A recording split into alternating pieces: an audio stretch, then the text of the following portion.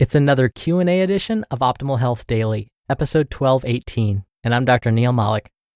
Hey there, a very Merry Christmas to you if you're celebrating, and welcome to another Q&A edition of Optimal Health Daily, where I answer your health questions related to fitness, diet and nutrition, and lots more. You send in the questions, and I answer them for you. Tyrion Lannister from the show Game of Thrones once said, "You should never believe a thing simply because you want to believe it." When it comes to these Friday Q&A episodes, I take that very seriously. Whenever I answer a question, I like to look at the research. I like to look at what the data actually say. Because sometimes we want to believe those things that sound too good to be true. Maybe they are true, but at least let me look up the data for you to be sure. All right, let's finally get to today's post as we optimize your life. Today's question came from Dana, who asked, "What do you think about ashwagandha supplement? Are they effective?"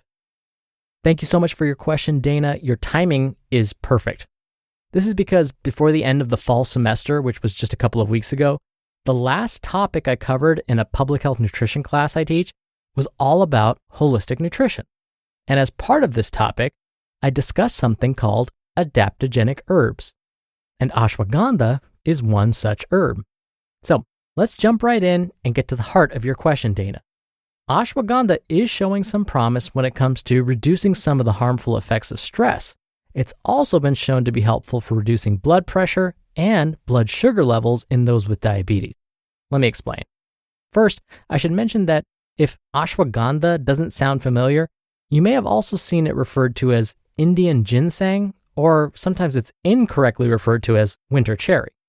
Now, if this still doesn't ring a bell, that's okay. Listen on. Basically, ashwagandha is a naturally growing herb found in India and Nepal. Its root specifically is harvested to create ashwagandha teas and ashwagandha supplements. That's because the roots of this herb contain compounds called withanolides. Withanolides are believed to provide the health benefits I just mentioned. But the problem is, we don't know exactly how much ashwagandha someone needs to consume or supplement with to know whether it will be helpful. In Indian and Nepalese cooking, ashwagandha, the herb, is commonly used. It's just a part of the normal cuisine. Now, is that enough to lead to potential health effects? Well, we simply don't know. For example, studies that have looked at whether supplemental ashwagandha is beneficial for reducing the harmful effects of stress specifically, used doses ranging from 300 milligrams of ashwagandha to 3,000 milligrams of ashwagandha. Some researchers provided doses every day. Others, not so much.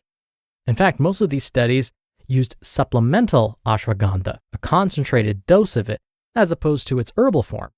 Now, one well-designed study found that providing research participants with 300 milligrams of a concentrated supplemental dose of ashwagandha twice each day helped reduce stress hormone levels. So we don't quite know how much ashwagandha or in what form to recommend in order to see these health benefits. Now, what I will mention is the most promising supplement for a number of conditions, ranging from anxiety, depression, and even autoimmune conditions, is turmeric, also known as curcumin. For example, studies have found that 250 milligrams of turmeric consumed twice each day for 3 months significantly reduced symptoms of depression and anxiety when compared to a placebo. For autoimmune conditions, 1,500 up to 2,000 milligrams taken each day as a supplement may help reduce the chances of autoimmune flare-ups. Now here's the deal. Unfortunately, in the US, we do have incidents of poor quality supplements being sold in the marketplace. It's unfortunate, but supplements are not as well regulated as our food and water supply. As a result, it's been estimated that about 30% of supplements sold in stores and online contain illegal or banned substances. There have been documented cases of supplements containing ash and newspaper shavings. There have been other situations where the supplement nutrient labels claim that an ingredient is present, but when its actual composition is tested, it doesn't contain that ingredient at all. Or maybe the wrong quantity or concentration is listed. Now, I should be clear, these incidents were not specific to ashwagandha or turmeric supplements specifically, just supplements in general. But it tells us that we have to be careful about which products we choose to purchase. We want to make sure that what we're buying meets purity and quality standards. Now, there are a couple of ways to check for this. First, look at the supplement packaging. See if you can find one or both of the following abbreviations on the actual bottle or on the box it comes in. Look for either USP or NSF. Both of these are independent organizations that check for the quality and purity of supplements. The USP logo is green and gold, so you can't miss it. The NSF logo is blue and white. Your other option is to log on to consumerlab.com. That's where I get most of my supplement information. Consumerlab.com does charge a small fee to search their database. But if you're a student and you're attending a college or university, you may already have a subscription to their database. So here's the deal. Before buying any supplement, ashwagandha, turmeric, or anything else, use at least one of these resources to make sure the supplement you're using is relatively free of impurities. And of course, always check with your doctor to make sure that supplementing is right for you and won't interact with any medications you might be taking. So the bottom line, Dana, is this. Ashwagandha is showing promise. It may help with certain conditions like reducing blood pressure, reducing blood sugar levels in those with diabetes. It may help reduce some of the stress hormones we produce when we're stressed. But we don't know how much ashwagandha a person needs every day and whether supplementing with it will actually help. We just need more research to know for sure. Now, is it likely to harm you? Probably not, but really, that's a better question for your healthcare provider. And I want to thank Headspace. 2020 has challenged even the most difficult times of life, and it's not easy to relax when life gets a little crazy. What if there was a way to reduce stress with just a few minutes? Enter Headspace. They offer guided meditations in an easy-to-use app and are the only meditation app with clinically validated research.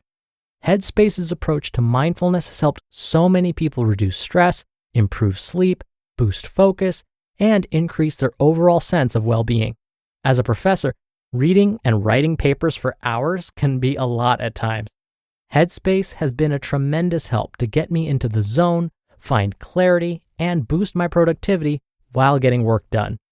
You deserve to feel happier, and Headspace is meditation made simple. Go to headspace.com/OHD. That's headspace.com/OHD for a free 1-month trial with access to Headspace's full library of meditations for every situation. This is the best deal offered right now. Head to headspace.com/OHD today. And thank you again for the question, Dana. You'll be entered into a very small raffle every month to win a book.